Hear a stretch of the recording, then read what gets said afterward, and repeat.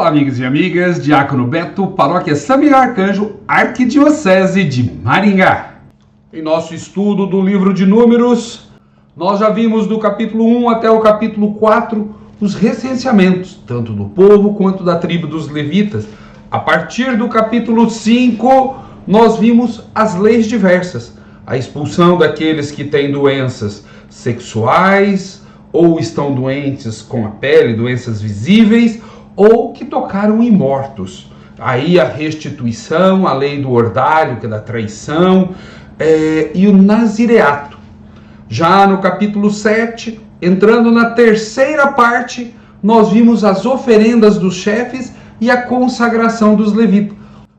E seguindo no capítulo 9 e no capítulo 10, nós vimos uma segunda narrativa da Páscoa. Essa já tempos depois que eles entraram no deserto. Enquanto que lá no livro do Êxodo eles começam a Páscoa no Egito e terminam com a festa dos pães ázimos no deserto. Diferente os relatos, mas falando da mesma coisa. E hoje nós vamos entrar na quarta parte, etapas do deserto, que é muito interessante e nós chamamos esta parte de pedagogia de Deus no deserto. Mas para começarmos nossos estudos, invoquemos a Trindade que é santa, Pai e Filho e Espírito Santo. Amém. Para melhor captarmos a mensagem do livro de Números, é importante fazer essa recapitulação que nós fizemos. Ela mostra o povo escravo se organizando para entrar na terra prometida. E agora, na quarta parte do livro, Etapas do Deserto, nós vamos ver bem isso daí. Porque são desafios. O deserto, ele não é um lugar fácil. Ele é um lugar de educação. É um lugar de controle. Também é um lugar de dificuldades, de desgraças, fome. É também um lugar de racionamento. Você não pode gastar mais porque todos os recursos são escassos. Ele é um lugar que tem pragas e doenças. Ele é um lugar de sede. A água é rara. E é também um lugar de cansaço. E tudo isso leva a conflitos, disputas. Nós vamos olhar nos vídeos seguintes, aonde nós vamos falar da pedagogia de Deus do deserto. Essa pedagogia de Deus, ela é muito interessante.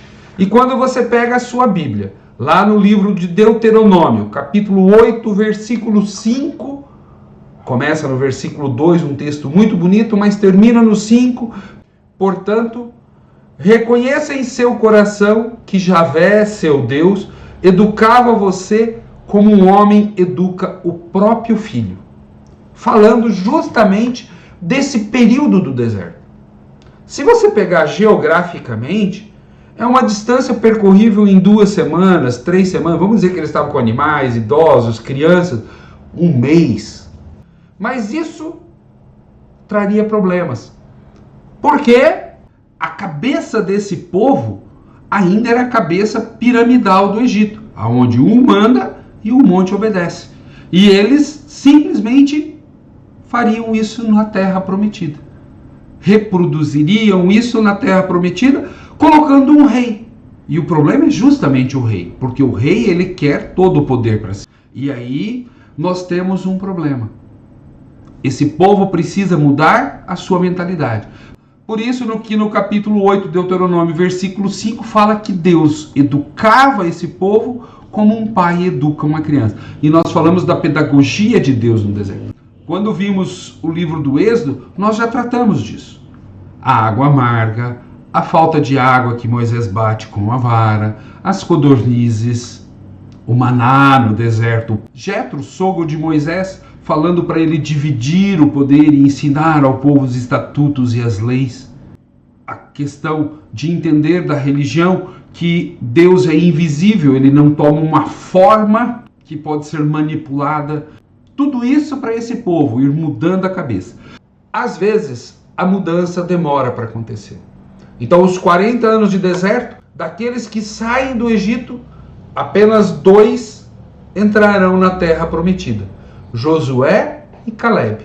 O próprio Moisés é enterrado às portas da terra prometida. E agora nós vamos ver nessa pedagogia de Deus fatos que nós já vimos no Êxodo e mais algum, como a disputa de poder entre Moisés, Arão e Mariá.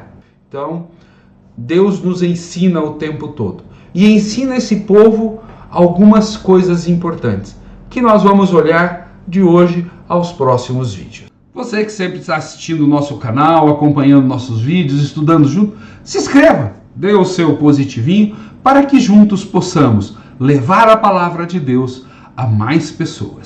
Pegue sua Bíblia, livro de Números, capítulo 11. Na primeira parte, você tem a questão de Tabera e logo em seguida as queixas do povo. Alguns achavam que a liberdade que Deus promoveu, o povo não fez quase nada, só caminhou, ele simplesmente ia ganhar tudo de mão beijada. E aí começa assim, capítulo 11, versículo 4. A turba que estava no meio deles foi tomada de cobiça, de egoísmo.